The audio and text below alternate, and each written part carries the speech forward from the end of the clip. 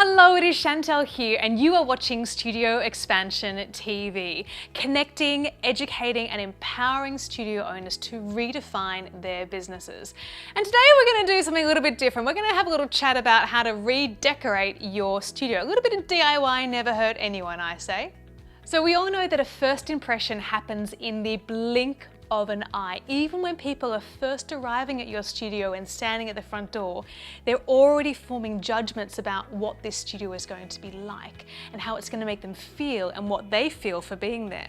So we want to start thinking, if I were totally coming to your studio for the first time, what would I feel? What would I think? And so let's try and go through. I'm going to walk you through the 5 senses to help you redecorate your studio so that you can truly make the first impression that you desire to make. So the first sense we're going to look at is sight. How does it look? And this kind of comes very much back to your studio brand that you're trying to create. Is your studio like the fun, friendly neighborhood studio which needs lots of color and lots of vibrant patterns and cushions and things like that and things on the wall?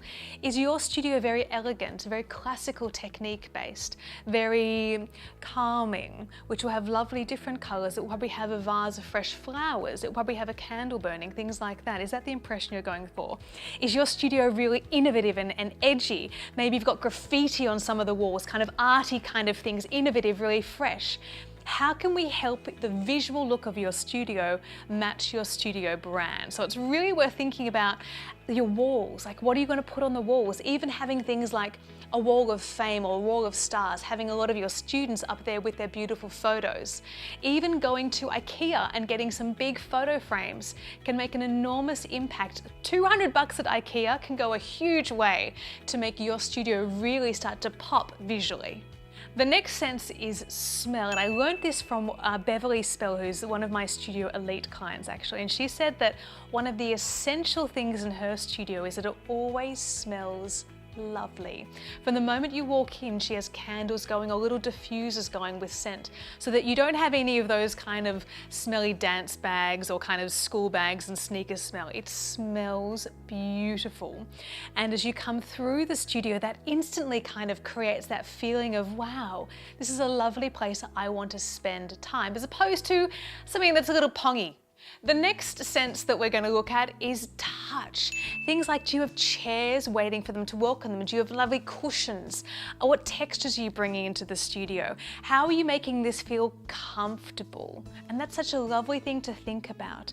All the surfaces, how you can bring more of a tactile sense. When the little ones have, when you have little young brothers and sisters come to play, is there a toy box for them to be able to entertain themselves? What are the things to engage with? Even having something like a beautiful studio portfolio that when a mum is sitting in the waiting room, she can just flick through this beautiful visual depiction of your programs and learn more about your vision and your values of the studio. It's such a simple thing, but it's not to be underestimated. There are things for people to touch and connect with that way. The next sense is sound. What are they hearing when they come through the studio? In that waiting room space, is there some dedicated music playing, or is it kind of more ambient sound?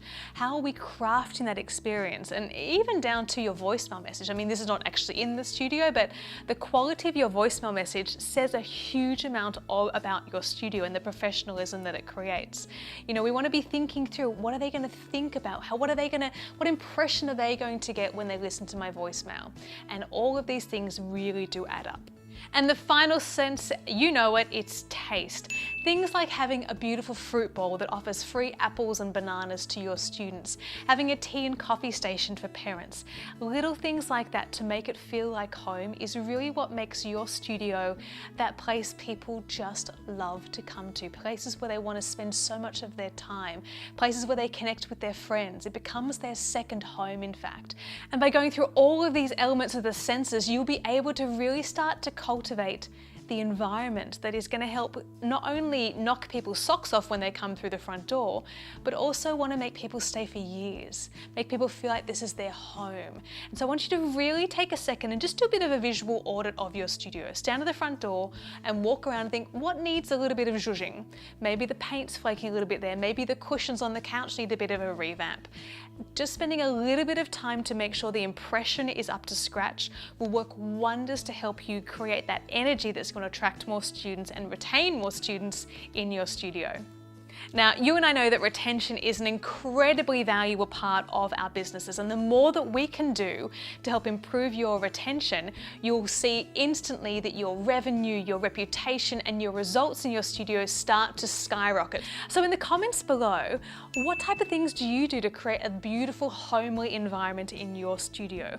What do you do to cultivate the sights, the smells, the taste, the sounds that makes a studio a beautiful place to be? I'd even love for you to share some photos. You can actually upload a picture of your studio into the comments below so you can show us the type of environment you are creating in your beautiful studio.